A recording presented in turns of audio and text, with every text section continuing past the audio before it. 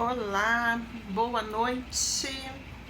Olá, minha gente. Feliz ano novo.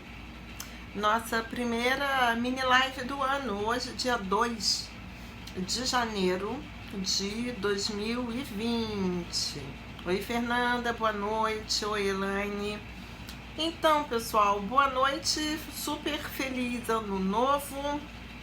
Cá estou eu novamente para as nossas mini lives costumeiras, apesar de ser dia 2 de janeiro, apesar de para muitas pessoas ser dias de férias.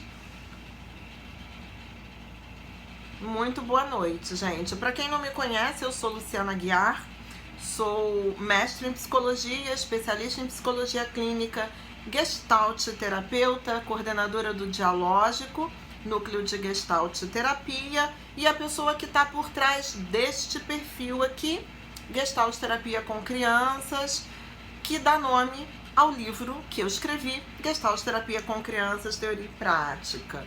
Muito bem, gente. Hoje eu entrei numa vibe assim de conversar. Eu fui provocada, digamos assim, pelas perguntas que vocês me deixam. Eu super gosto de abrir essa caixinha de perguntas nos stories, porque surgem oportunidades ímpares de comentar algumas coisas que eu jamais pensaria em comentar se eu fosse parar para pensar e listar, tipo, temas para serem comentados na live ou coisas para serem respondidas. E vocês super me ajudam. Então, sem pieguice, sem clichês, eu super agradeço a vocês por vocês estarem aqui, por vocês participarem, por vocês mandarem as perguntas e tudo mais, porque é assim que a gente constrói esse canal, é assim que a gente constrói a possibilidade de conversar. E aproveitando, né, que hoje é dia 2 de janeiro, tem muita gente de férias, eu queria comentar uma pergunta que está agora nos stories aqui do GT com Crianças, que foi feita mais cedo e eu respondi mais cedo, e que causou um certo frisson nas mensagens de direct. E a pergunta dizia respeito a férias e momentos de férias. Se as crianças vinham à terapia nas férias, né? E aí eu fiz um comentário que foi a minha última frase, dizendo que férias, efetivamente férias, na psicoterapia, somente do psicoterapeuta.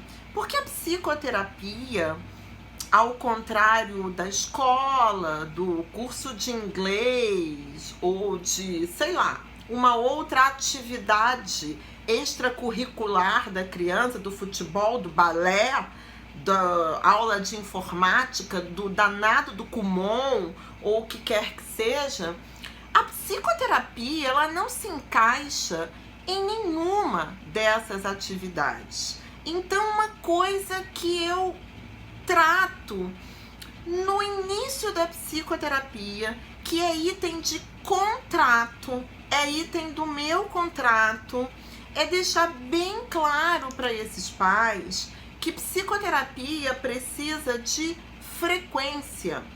Psicoterapia é um processo. Não é à toa que a gente fala de processo terapêutico. E a gente fala de processo terapêutico porque o trabalho psicoterapêutico, ele não se dá início, meio e fim numa sessão. Muitas vezes uma gestalt que se abre, que emerge, que se expressa, que se expõe, que começa a se desdobrar, ela vai sendo desdobrada, elaborada, reconfigurada e fechada em 2, 3, 4 sessões. 2, 3, 4 sessões, 2, 3, 4 meses. Percebe, gente? Por isso que a gente fala de processo. E por isso é tão importante a frequência. E a frequência com um espaço de tempo constante, principalmente para criança e principalmente para criança pequena. Se eu venho à terapia uma semana na terça, se eu na semana seguinte não venho, aí na outra semana eu venho na segunda noite, aí na outra semana eu venho na sexta tarde, e aí depois eu também não venho de novo. Isso cria uma confusão, né? E uma possibilidade de quebra de ritmo, de processo de trabalho enorme. Então, quando no contrato com os pais eu falo da importância da frequência, porque tem pais que são assim. Isso acontece com a escola também, né, minha gente? É uma coisa impressionante. Parênteses. Ai, meu filho vai super mal na escola, está com as notas péssimas. Aí quando você começa a fazer perguntas, começa a tentar entender o que é esse ir mal, não sei o que lá, você descobre que essa criança nunca chega na hora. Porque os pais se atrasam sempre, 90% dos dias, e a criança chega na escola, a aula já começou, os colegas já sentaram, a professora já está corrigindo o trabalho, já está acontecendo alguma coisa. Aí você continua conversando e você descobre também que essa criança falta a aula como quem bebe água. Então, assim, ai, tá chovendo, não vou à aula. Ai, tá muito calor, não vou à aula. Ai, coitadinho, ele foi dormir tarde ontem, não acordou.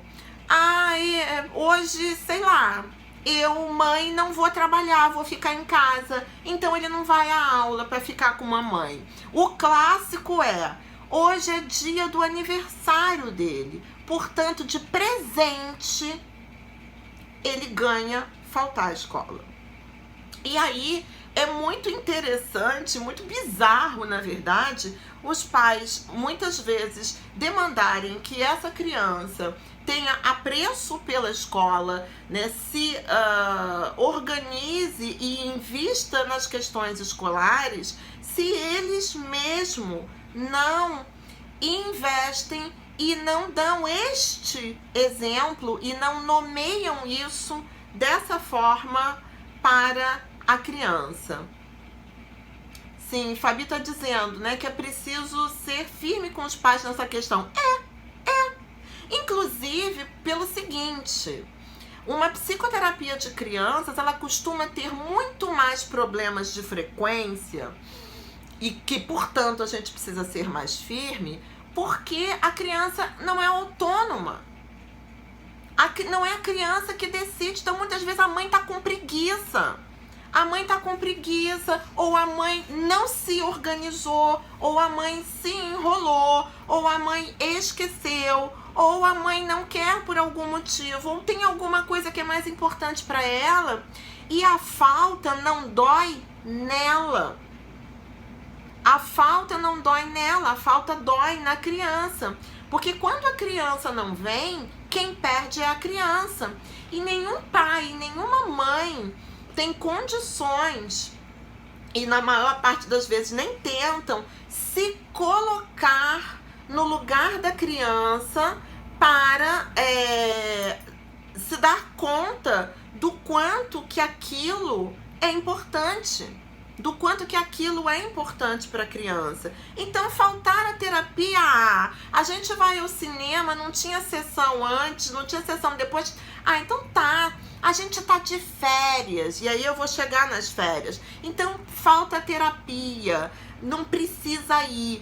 E com isso, você, além de você desqualificar a terapia, você também ensina a sua criança a não ter compromisso. A escola é para ir todo dia, mas eu vou de repente, eu vou quando eu quero. Ou, sei lá, existem várias exceções que me fazem não ir à escola. A terapia é um compromisso. A terapia para mim mas é um compromisso que eu estabeleço para mim. E primeiro, os meus pais desrespeitam isso. E a criança muitas vezes quer vir e não é trazida. Em outras situações, os meus pais me dão exemplo, eles me dão um modelo de pouco investimento. E aí eu, que sou criança e que enxergo o mundo prioritariamente a partir do que os adultos me mostram, me dizem e enunciam, acabo reproduzindo isso também. Então, gente, essa questão da frequência ela é muito importante. E eu abro um capítulo especial para as férias e digo para os pais, olha só, período de férias escolares não implica em férias de psicoterapia.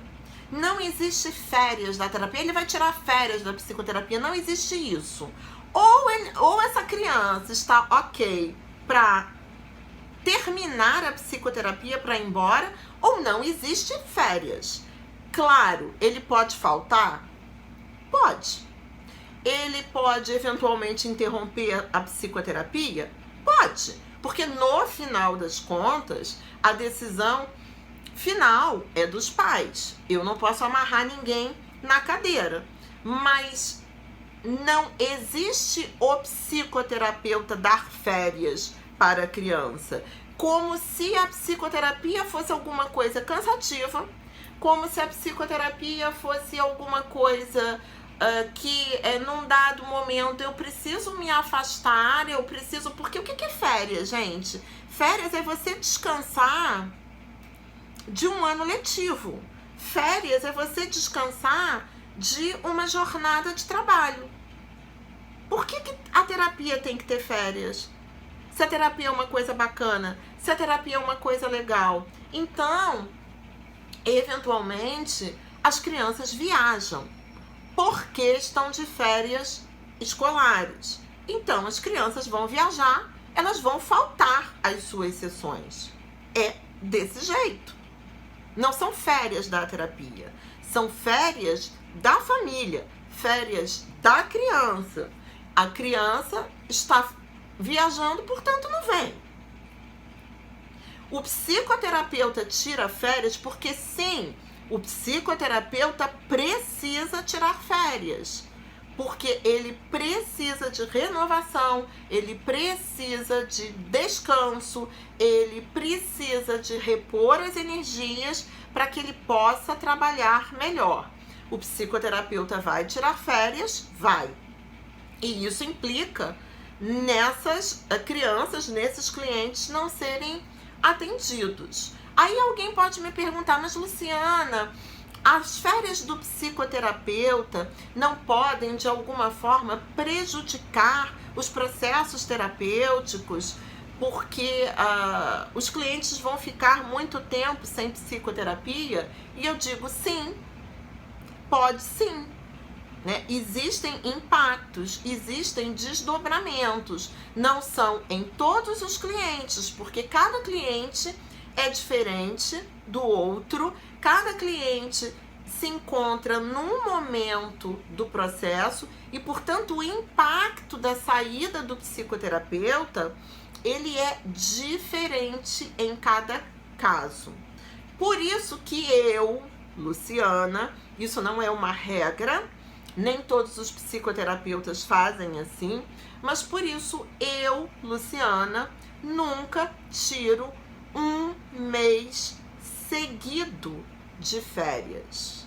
Eu prefiro, dentro do esquema de trabalho que eu construí para mim, eu prefiro tirar pequenas férias, pequenos momentos de descanso ao longo do ano, de modo que isso não venha impactar demais a minha clínica.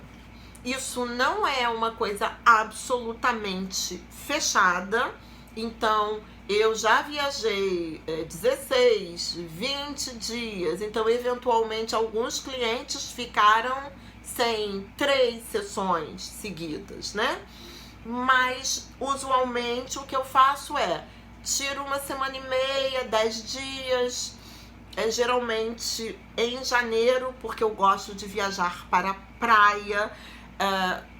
Às vezes tiro uma semana, 10, 12 dias no meio do ano para viajar para o frio no Brasil ou para viajar para o frio lá fora se for em janeiro. E eventualmente ainda tiro semanas, pegando, por exemplo, semana de congresso, que eu aproveito para conhecer o lugar. Então as férias ficam diluídas e isso impacta menos o processo. De qualquer modo, as férias do psicoterapeuta, elas são previstas, elas são avisadas e elas são trabalhadas com cada um dos clientes. Então, eu jamais tomo de estalo, decido que eu vou tirar férias semana que vem e aviso, olha, hoje é a sua última sessão, a gente só vai se ver daqui a um mês, daqui a 15 dias, daqui a 3 semanas. Eu nunca faço isso. Isso é uma coisa que é sempre planejada com alguma antecedência. Isso é avisado e trabalhado eventualmente com os clientes que de alguma forma se sentem impactados com isso. E quando a gente volta, tem sempre a possibilidade de encontrar um ou outro cliente meio impactado, meio desgovernado, e nós vamos trabalhar. Portanto, minha gente, quando eu falo e quando eu falei nos stories que férias só do psicoterapeuta, porque férias a gente tira de trabalho, minha gente. E psicoterapia não é trabalho para criança. Psicoterapia não é escola.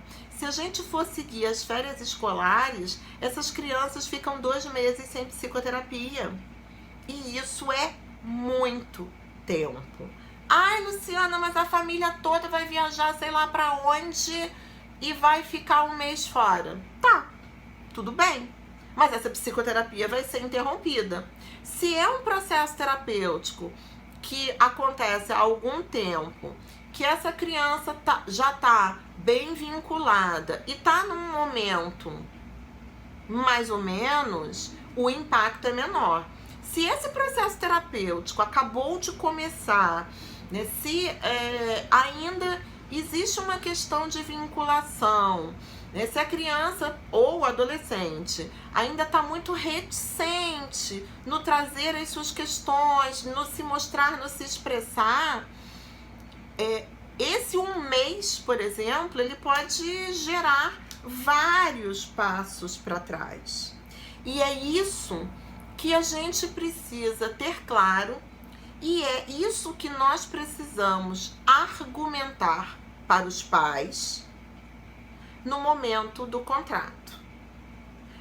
Percebe que eu tô falando, gente, de situações que eu julgo inevitáveis como viagens. Eu não vou, naturalmente, impedir uma família de viajar e dizer, você não pode... Se seu filho fizer 5 anos de terapia, vocês não vão poder viajar nos 5 anos, porque essa criança não pode viajar, não pode ficar sem vir à terapia 2 ou 3 semanas. Naturalmente, não é isso. Mas é importante que os pais saibam que existe, sim, a possibilidade de um impacto. E que, portanto, para cada criança, em cada caso, é preciso pesar custo-benefício.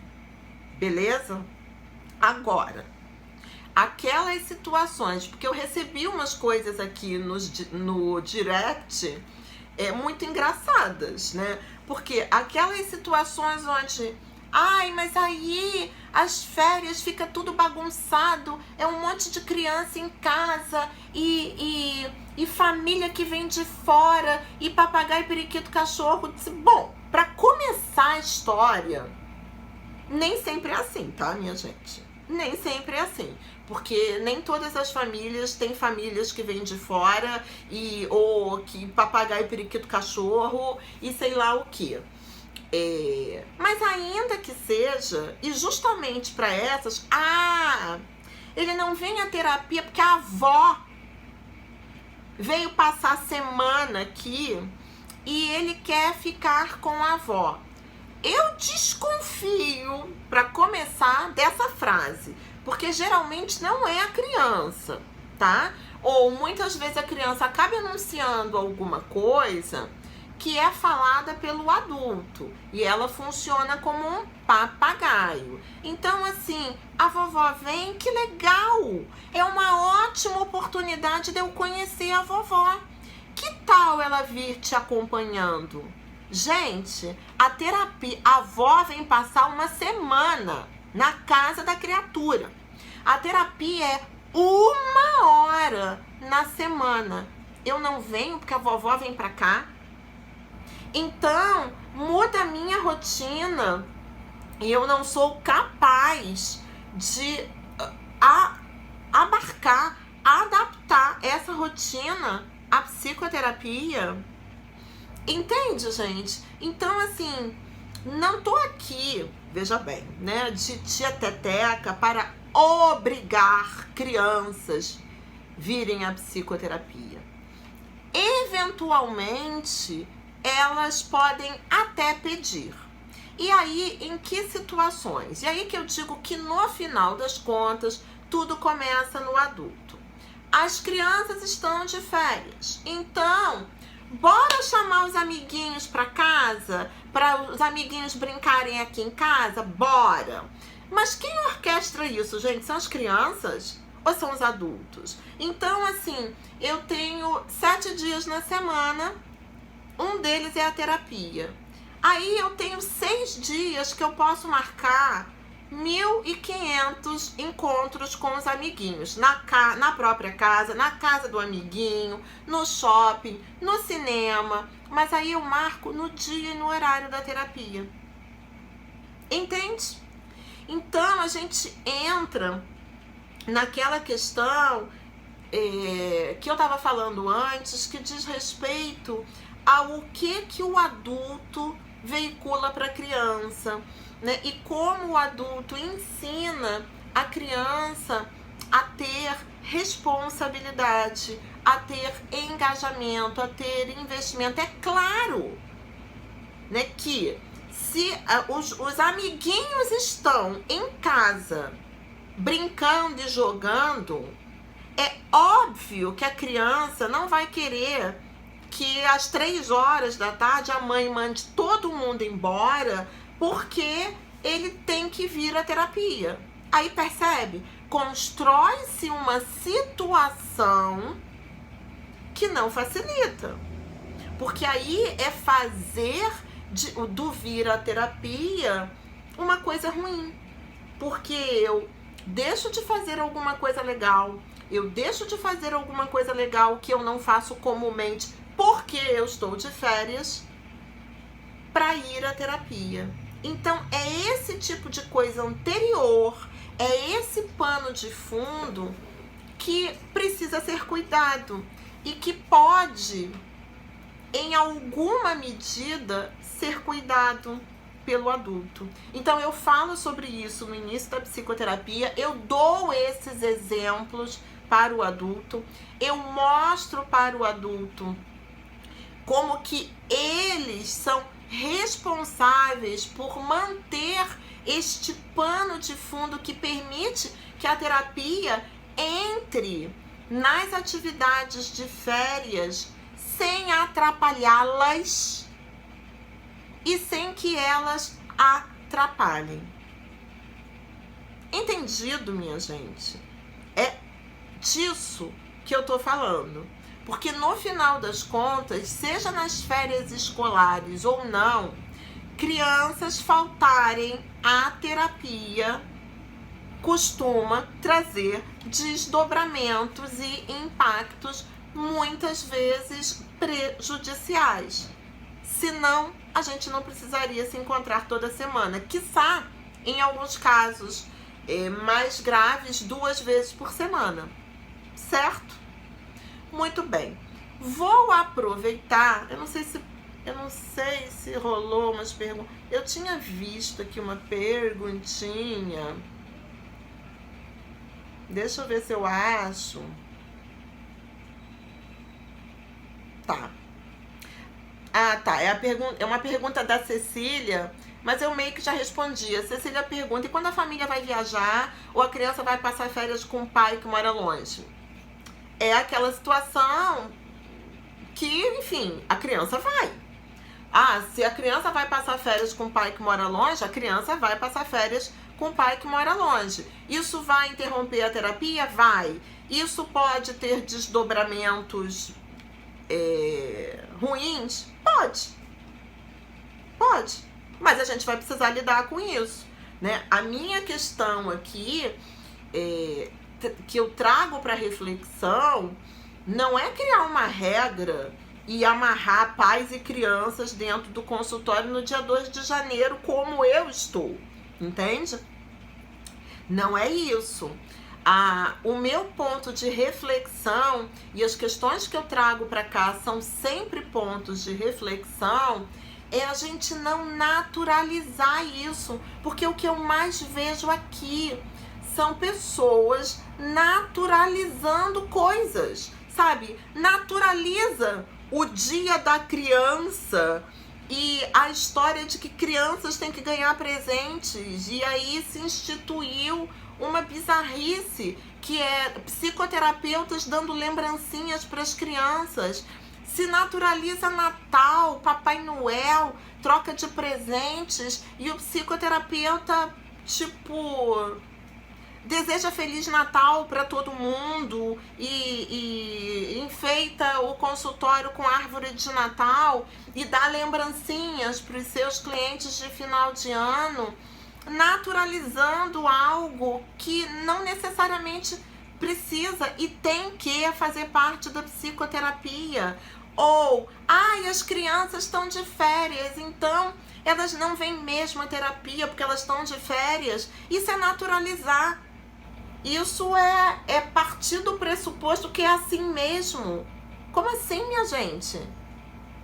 A gente precisa pensar no nosso fazer, a gente precisa pensar na nossa tarefa terapêutica, a gente precisa pensar na natureza do nosso trabalho e naquilo que é importante para que a tarefa terapêutica, naquilo que é importante para que a tarefa terapêutica se dê, certo? Deixa eu dar uma olhadinha aqui na fala da Mônica.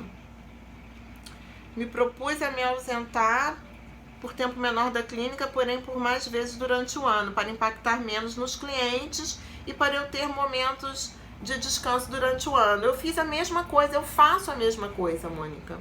Do jeitinho que eu falei. É isso mesmo, não é uma regra, mas é uma escolha que ao longo desses anos vem fazendo um sentido para mim, certo?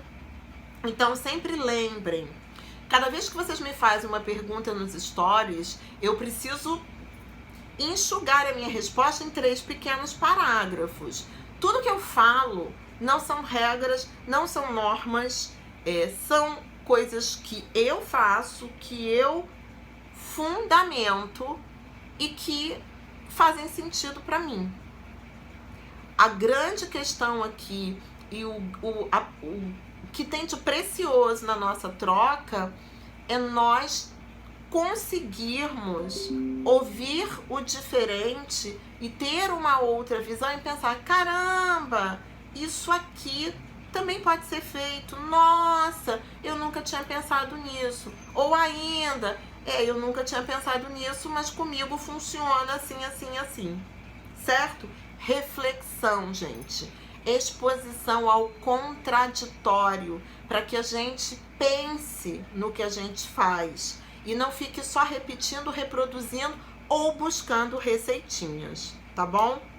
Vou aproveitar os minutinhos finais da nossa outra metade para responder duas perguntas da mesma pessoa da caixinha dos stories e que eu achei bem bacana de ser respondido aqui. Quando eu salvar a live, eu vou tentar colocar sei lá, não sei se eu consigo colocar não, mas assim, do tipo, não, ou eu jogo nos stories. Gente, essas perguntas estão respondidas na live. Duas perguntas da mesma pessoinha, tá? Ela diz assim, na primeira: devemos... Adoro ler com ênfase. Eu tipo, copio as perguntas porque eu gosto de ler com ênfase as perguntas de vocês. Devemos delimitar os brinquedos em caso de crianças pequenas por ficarem perdidas com as opções? Resposta curta: não. Resposta com desenvolvimento: depende. Por que a resposta curta é não? Porque eu preciso me perguntar, quando eu faço essa afirmação, por que as crianças ficam perdidas com as opções? Eu preciso levar em conta duas coisas. Uma, ou a minha sala é uma sala entulhada de coisas e, portanto, isso acaba virando uma hiperestimulação da maioria das crianças, e não só de uma ou outra, e não só necessariamente das crianças pequenas, ou isso que você observa, né? E eu não sei se você observa em todas as crianças pequenas, mas isso que você observa e que você diz que elas ficam perdidas com as opções, pode ser justamente aquilo que a gente precisa observar na criança. A sua dificuldade de fazer escolhas, a sua dificuldade de se ater a algo, a sua dificuldade de exploração do material. Agora, lembrando, e é por isso que eu não gosto muito do nome perdidas, lembrando que quanto menor a criança, maior a chance dela passear entre os recursos, dela não ficar muito tempo num recurso só. E isso não necessariamente indica que ela está perdida. Portanto, a leitura perdida, crianças pequenas ficam perdidas com as opções, essa leitura é uma leitura do psicoterapeuta. Eu não sei se o que você está vendo é uma criança perdida ou é uma criança de 3 anos, de 4 anos, que diante de uma sala com uma série de elementos, ela é convidada e estimulada pelas suas funções de contato a explorar um, explorar outro, pegar um, pegar outro, começar um, começar outro. E isso não indica necessariamente que ela está perdida, porque perdida é um juízo de valor, né? É um contorno com um determinado tom que se dá uma situação. Então, não acho que a gente tem que delimitar brinquedos em caso de crianças pequenas, porque não acho que crianças pequenas ficam perdidas com os brinquedos. Se a criança tem muita dificuldade de escolher um brinquedo, ou se ela fica ansiosa diante dos brinquedos, isso não tem a ver necessariamente com o número de brinquedos, isso tem a ver com ela e com como ela se relaciona e, portanto, não. Asterisco. Isso vale para a maior parte das crianças quando a gente fala de clínica da neurose. Se nós estamos trabalhando com crianças com transtornos do neurodesenvolvimento, se a gente está trabalhando com crianças com diagnósticos desse tipo, isso em alguns casos pode ser necessário. Então, se eu tenho uma criança com diagnóstico fechado, claro, não é suspeita, a escola pensou, achou. Se eu tenho uma criança com TEA, se eu tenho uma criança com TDAH, eu preciso observar o impacto que esse monte de opções traz para ela. E algumas crianças com esses diagnósticos, elas podem sim ser impactadas por um número muito grande de estímulos, por uma sala muito colorida, por uma sala muito cheia de objetos e etc. E aí sim, talvez valha a pena, mas olhando para este caso específico, diminuir a quantidade de estímulos. Mas percebe? Por isso que eu digo, a resposta genérica é não. Não. Não devemos delimitar os brinquedos em caso de crianças pequenas por ficarem perdidas com as opções. Crianças pequenas não necessariamente ficam perdidas com as opções. Então, é não. E depende de alguns casos específicos onde a hiperestimulação pode desorganizar aquela criança específica. Tá? Entendido? Muito bem. Lembrando, né, gente, sempre que para atender crianças nós precisamos o quê? Estudar a psicologia do desenvolvimento e, portanto, precisamos do quê? Cada vez que chega uma criança no nosso consultório, na nossa clínica, que vem nos procurar, eu me pergunto, quantos anos tem essa criança? Tem 3, tem 4? Então eu vou ali nos meus alfarrábios de psicologia do desenvolvimento, dou uma lida geral, né? Se eu não tenho lá muito contato com crianças, porque, gente, uma outra coisa que é frequente aqui, vocês me fazerem perguntas por absoluta falta de conhecimento de criança. Por isso que eu digo que para atender criança, a gente precisa fazer estágio com criança. E quando eu digo estágio, não é de psicoterapia, não. É com criança. É na pracinha, é no parquinho, é na festinha, é com o afilhado, é com criança. A gente precisa conhecer criança, sabe? E também, não só conhecer criança, como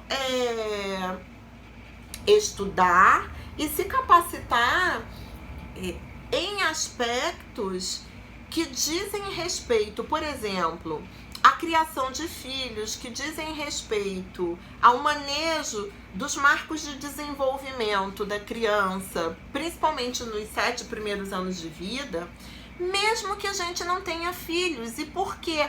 Porque nós vamos precisar orientar os pais. Então, a gente precisa também adquirir esse tipo de conteúdo para que a gente possa, junto com os pais, construir formas de lidar com um desfraude, por exemplo, com uma adaptação à escola, por exemplo. Entende, gente? Senão, os pais ficam aflitos. Obviamente, eles querem soluções mágicas da gente e a gente não consegue construir nada com eles porque a gente não sabe nem por onde começar.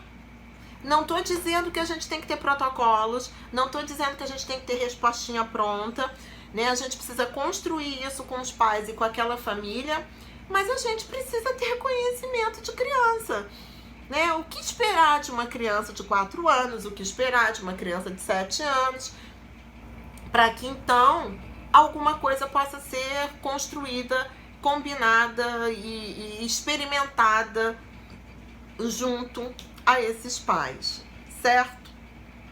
A outra pergunta, da mesma bonitinha,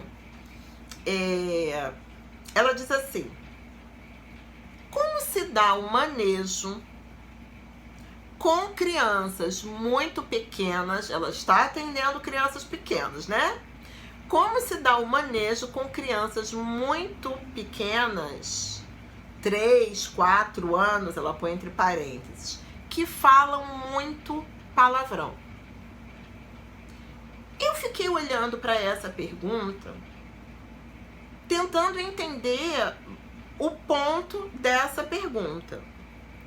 Como se dá um manejo com crianças muito pequenas, de 3, 4 anos, que falam muito palavrão?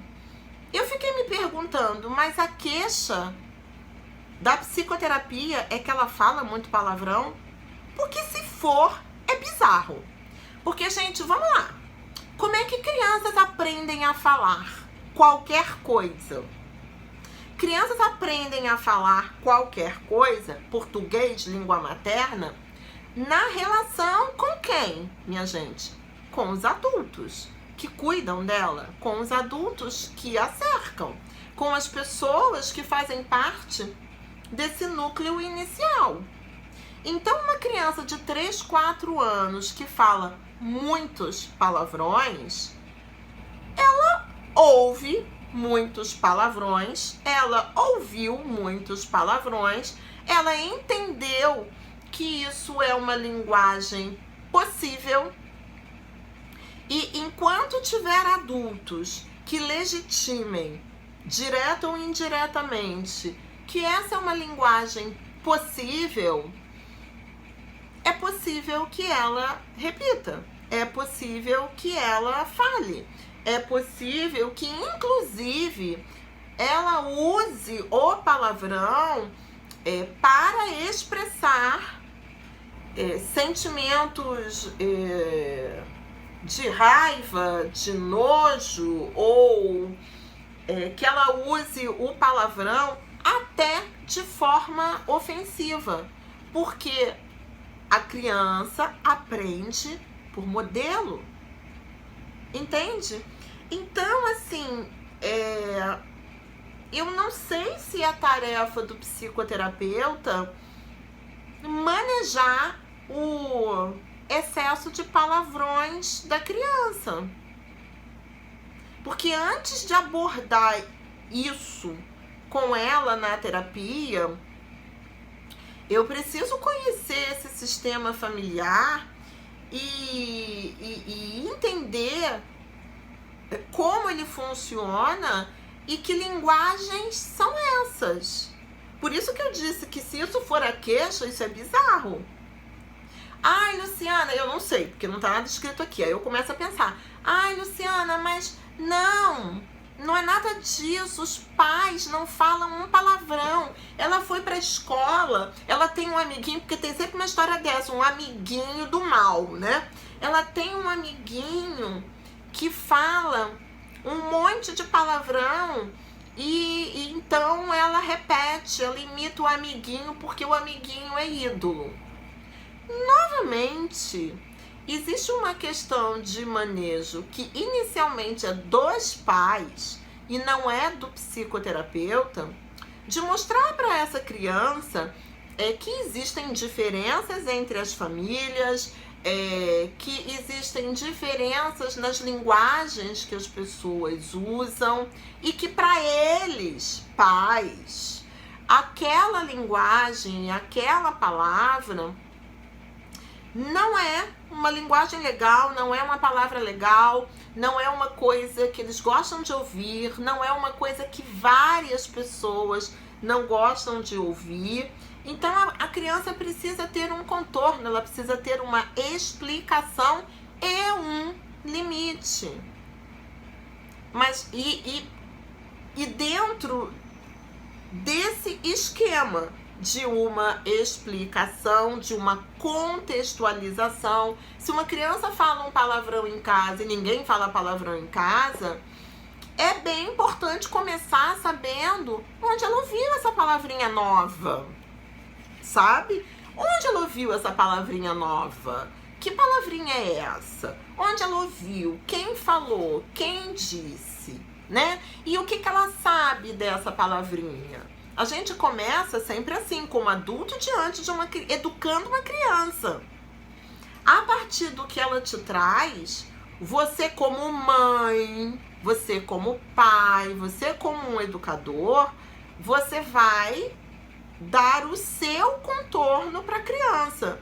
Se você não fala palavrão e se você acha que falar palavrão não é uma coisa legal, que é uma coisa ofensiva e é uma coisa, inclusive, isso é uma coisa que também precisa ser mostrada para a criança, é algo que pode deixá-la em maus lençóis. Porque se ela fala um palavrão em determinados lugares, né, com outros adultos, se ela faz isso na escola, se ela faz isso, né, num outro grupo, ela pode ser punida, ela pode ter algum tipo de sanção. Então, a criança precisa saber disso, ela precisa entender isso. Mas isso que eu tô falando é muito mais uma orientação que você dá para os pais do que um manejo na terapia, entende? Eu eventualmente posso fazer esse percurso com a criança se surge um palavrão na terapia. Eu posso só que aí eu posso ter a surpresa quando eu perguntar, por exemplo, que palavrinha é essa? Né? Onde você ouviu, ela pode dizer que é o papai que fala. E aí eu vou fazer o quê? Eu vou dizer o quê? Que criança não fala palavrão? Ai, ai, ai. Eu vou dizer que o papai é muito mal educado, que fala isso perto dela e ensina. Entende, gente? Então, eu posso fazer esse percurso com a criança na terapia, se ela traz muito a coisa do palavrão, eu posso fazer esse percurso para tentar compreender o contexto do palavrão, mas eu posso me deparar com algo que diz respeito ao sistema familiar, com o qual eu vou precisar trabalhar. Talvez, por exemplo, se a criança responde isso, talvez mostrando para esse pai que quando ele fala despreocupadamente perto da criança, porque ela é pequena e não entende, que é um mantra dos pais, ela é pequena, ela não entende, e ela entende, e ela reproduz, e ela sai falando. Então eu posso trabalhar com esse pai, por exemplo, o impacto disso, né? E o quanto que é importante que ele explique, que ele dê contorno a isso, porque isso protege a criança em outras situações sociais onde ela pode ser hostilizada, onde ela pode ser punida. Agora, eu sempre tenho cuidado com essas perguntas, porque eu volto a dizer, minha gente, nosso papel não é de tia Teteca, não é de dizer aqui não pode falar palavrão. Jamais. Terapia não é lugar de falar palavrão. Terapia é lugar de falar palavrão, sim, se a criança está falando e precisando falar. Porque só na terapia, inicialmente, existe um adulto que pode ouvir, que pode acolher, que pode fazer um percurso com a criança no sentido de entender o sentido daquela fala e, com isso, auxiliá-la a colocar essa fala de forma mais adequada nos contextos onde ela não vai ter desdobramentos prejudiciais para ela, auxiliá-la a reconhecer o sentimento que alimenta essa fala, de modo que ela possa identificá-lo melhor e ainda auxiliá-la a construir formas alternativas para isso. Uma coisa que dá super certo com criança pequena, que começa a falar palavrão e ela entende que o palavrão é uma espécie de protesto, é uma espécie de forma de expressar frustração ou raiva. Uma coisa que dá super certo com criança pequena é combinar de substituir o palavrão por uma outra palavra. Criar um palavrão próprio. Tipo bolinha amarelinha, sabe assim? E se a gente consegue propor isso de uma forma bacana, de uma forma acolhedora, de uma forma lúdica, claro, né, gente? A pior forma é sempre a forma agressiva, punitiva, cala a boca, não fala isso, vou botar pimenta na sua língua, pelo amor de Deus, né, gente? Isso, socorro, né? Bater, então, eu termino a live, né? Isso não tá fora de opção, né? Então, e todas essas coisas precisam ser vistas com os pais. Então, dá muito certo, porque aí ela se sente empoderada, falando um palavrão, expressando uma frustração, mas socialmente falando, isso não traz os impactos que um palavrão clássico, né, que é socialmente partilhado, pode trazer para ela.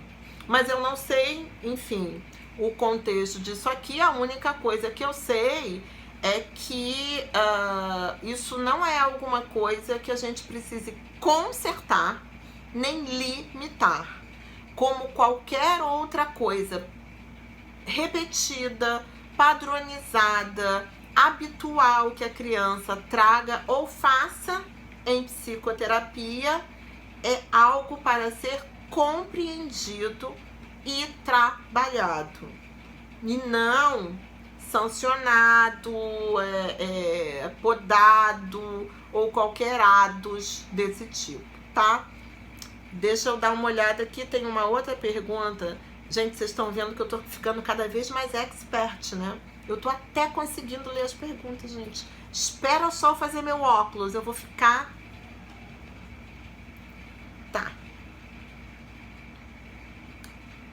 Tá. É uma pergunta ainda sobre a questão das situações. Tá. Considerando essas situações que os pais desmarcam a sessão com essas justificativas, tipo, o amiguinho tá em casa, a avó, sei lá o que, você opta por discutir na sessão de devolutiva? Porque, em geral, a comunicação sobre esses vem pelo celular. Sim.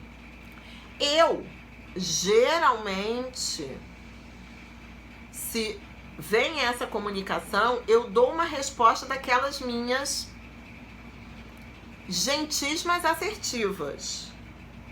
Tipo, conforme nós conversamos no início da psicoterapia, reitero, lembro que faltar uma sessão, então eu não posso dizer não, porque quem decide é a mãe. Não, você vai trazer de qualquer maneira. Não posso dizer isso. Eu digo um ok, ponto. Mas eu dou uma reiterada naquilo que foi falado lá atrás. E guardo. Quando a gente tem a sessão de acompanhamento de pais, eventualmente eu volto a isso, né? E marco e pontuo, principalmente se for alguma coisa que comece a ser frequente. Aí é marcar a sessão para falar sobre isso, independente de qualquer outra coisa. Agora, cuidado também com o celular. Eu digo assim, gente, faz um rascunho, lê e enxuga, para não fazer textão, Porque quando você faz textão no celular, você está dando corda para o teu cliente fazer outro, e aí você vai ter que responder, e daqui a pouco você está fazendo terapia pelo celular. Então, é uma frase concisa, curta, lembrando a responsabilidade deles, acolhendo no sentido, ok, recebi o recado, lembrando da responsabilidade deles, nos vemos na próxima sessão, nos vemos no dia tal. E terminamos assim, tá? Deixa eu ver se tem mais alguma coisinha aqui. Tananã. A Vanessa tá dizendo, se você puder um dia falar sobre presentes que as crianças, os pais dão, olha só, eu já fiz 2 lives sobre isso esse ano. As lives, elas ficam salvas no nosso canal do YouTube, que também é Gestalt Terapia com Crianças. Foi mais ou menos em outubro, na época do Dia das Crianças. Surgiu inicialmente a partir da história de uma pergunta de uma menina toda descabelada, me perguntando se era obrigatório o psicoterapeuta dar lembrancinhas para as crianças, porque todas as amigas dela estavam mandando fazer lembrancinhas para dar para as crianças, para os clientes. E eu quase tive um treco com isso, do tipo assim, tive que desencavar a fundamentação teórica da relação terapêutica para falar sobre isso. E aí, na sequência, porque acabou sobrando para a semana seguinte, a gente fala um pouco sobre os presentes que eles nos dão. Aqui nos destaques dos stories, eu coloco as perguntas nos destaques. Tem perguntas 1, perguntas 2 e a gente já tá no perguntas 3.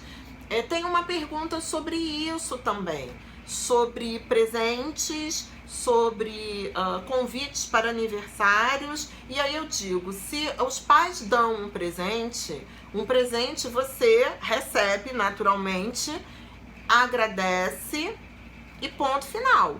Você não vai passar metade da sessão abrindo presente, não vai fazer um carnaval, você vai ser educada, porque é assim que é.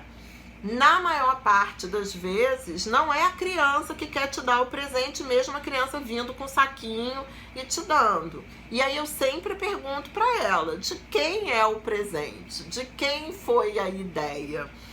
E aí a gente conversa um pouco sobre isso. E ponto final. Ponto final. Isso fica guardado como um dado, como uma característica dessa família, dessa mãe.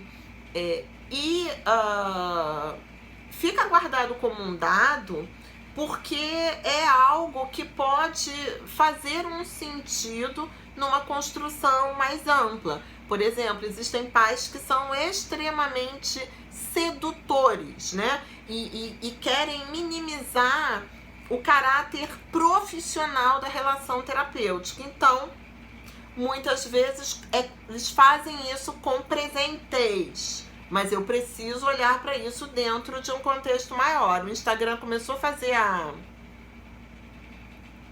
a contagem regressiva deles. Tem mais algumas coisas aqui, gente, mas vocês sabem que a live fica 24 horas. Eu dou uma olhada nas outras perguntas. As perguntas que eu não respondi, eu vou printar e aí eu respondo. Ou eu respondo nos stories, ou eu respondo semana que vem. Semana que vem eu não vou estar no Rio de Janeiro. Pretendo fazer a nossa live mesmo assim, do meio da praia, muito louca. Só não vai rolar se não tiver internet, tá, gente? Porque eu ainda não tenho um Wi-Fi no meu corpo implantado num chip. Muito obrigada por vocês estarem aqui novamente. Sejam muito bem-vindas a esse novo ano no Gestalt Terapia com Crianças. Fiquem de olho no link da bio do nosso perfil, onde tem todas as nossas atividades, nos nossos stories. E a participação de vocês é sempre, sempre, sempre muito, muito, muito importante. Eu vi que vocês escreveram um monte de coisas, mas o Instagram vai terminar a live e eu não vou deixar ele me cortar. Vem com a gente, porque janeiro já tem uma parada muito legal aqui. Logo, logo vocês vão ver começar a rolar, tá bom? Beijocas, até semana que vem.